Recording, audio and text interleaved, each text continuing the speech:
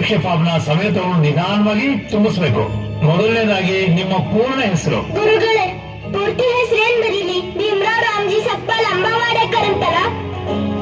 ನಿನ್ನ ಪೂರ್ತಿ ಹೆಸರನ್ನ ಹೀಗ್ ಬರಿ, ಭೀಮರಾವ್ ರಾಮ್ಜಿ ಅಂಬೇಡ್ಕರ್ ಅಂತ. ಅಂಬೇಡ್ಕರ್ ನಿಮ್ಮಪ್ಪ ನಾಮ ಅಲ್ವಾ? ಅದನ್ನ ನಾನ್ ಹೇಗ್ ಸೇರಿಸ್ಕೊಳ್ಳಿ? ಸೇರಿಸ್ಕೋ ಭೀಮಾ. ನಿನ್ನ ಗುರುಗಳು ನಿನಗೆ ಕೊಡ್ತಿರೋ ಹುಡುಗರು ಅಂತ ತಿಳ್ಕೊ. ಜೀವನದಲ್ಲಿ ಹೀಗಾದ್ರೂ ನಿನ್ ಗುರುಗಳನ್ನ ನೆನಪು ಮಾಡ್ಕೋ ಭೀಮಾ.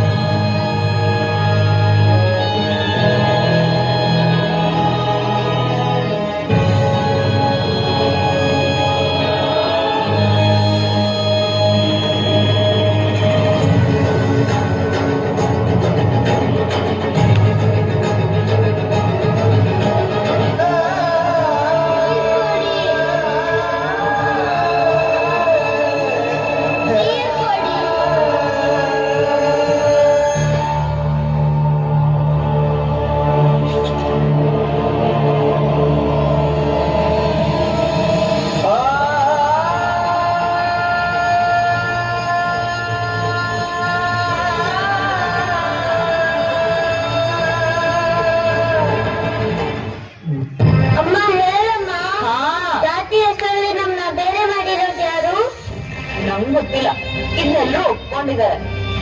ಯಾವುದೋ ಪುಸ್ತಕದಲ್ಲಿ ಬರ್ದಿರ್ಬೋದು. ಪುಸ್ತಕದಲ್ಲಿ ತಪ್ಪಿದ್ರೆ ಅದನ್ನ ಒಪ್ಕೋಬೇಕಾ? ಒಂದಿನ ನಾನೇ ಪುಸ್ತಕ ಬರೀತೀನಲ್ಲ, ಆಗ ಇದೆಲ್ಲ ಸರಿ ಮಾಡ್ತೀನಿ.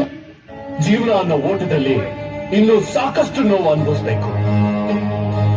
ಜನ ಪದೇ ಪದೇ ನಿನ್ನನ್ನ ಬೀಳಿಸ್ತಾನೆ ಇರ್ತಾರೆ. ಹೊಟ್ಟೆ ಕಿಚ್ಚವರಿಗೆ ನೀನು ಎಲ್ಲಿ ಗೆಲ್ತೀಯೋ ಅಂತ, ನೀನು ಗೆದ್ದು ಬಿಡ್ತೀಯ ಅನ್ನೋ ಭಯ ಅವರಿಗೆ. ಹೀಗೆ ಮುಲ ಮಚ್ಕೊಂಡು ಕೂತ್ಕೋತೀಯ ಅಥವಾ ನೋವನ್ನ ಸಹಿಸ್ಕೊಂಡು ಮುಂದೆ ನಡೀತೀಯ?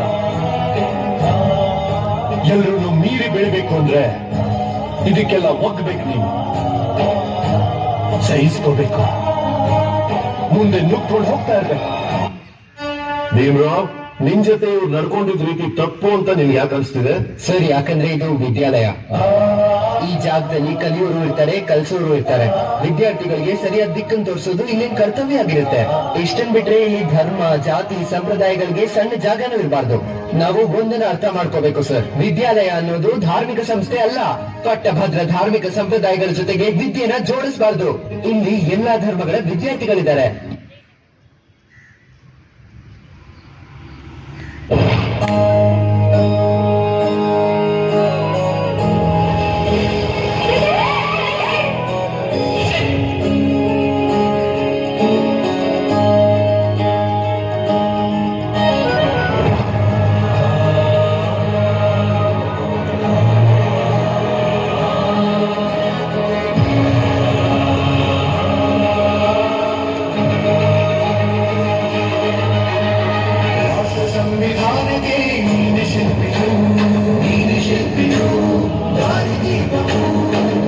ಕಲಿಸಿಕೊಟ್ಟೆ ಸಮಾನತೆಯನ್ನು, ಏಕತೆಯನ್ನು. ರಾಷ್ಟ್ರ ಸಂವಿಧಾನಕ್ಕೆ ನೀನೆ ಶಿಲ್ಪಿಯು, ನೀನೆ ಕಲಿಸಿಕೊಟ್ಟೆ ಸಮಾನತೆಯನ್ನು. ನಿನ್ನ ಲೇಖನಿಯ ಬರತ ದೇಶ ಗರ್ಜನೆ, ಒಂದು ಕಾಚೂಡ ಜೀವ ಗರ್ಜನೆ.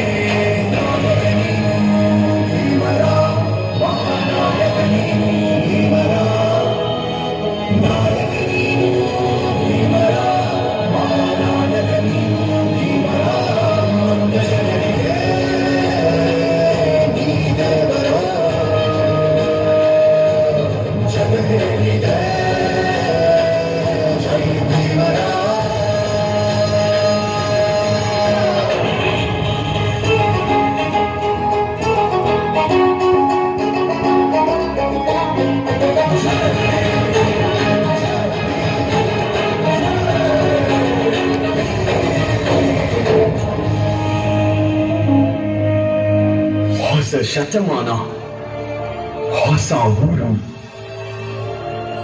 ಹೊಸ ಸಂಬಂಧಗಳು.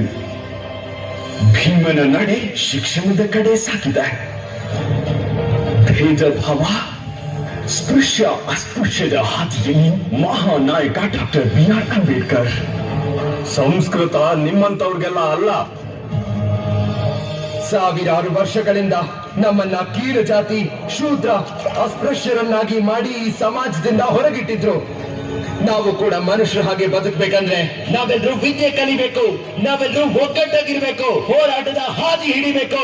ದಬ್ಬಾಳಿಕೆಯ ಕೋಟೆಯನ್ನ ಕೆಡವೋದಕ್ಕೆ ನೀವೆಲ್ಲ ನನ್ ಜೊತೆ ನಿಲ್ತೀರಾ? ಸಂಕಟದಲ್ಲಿ ಬಂದೆ ಆಗಿ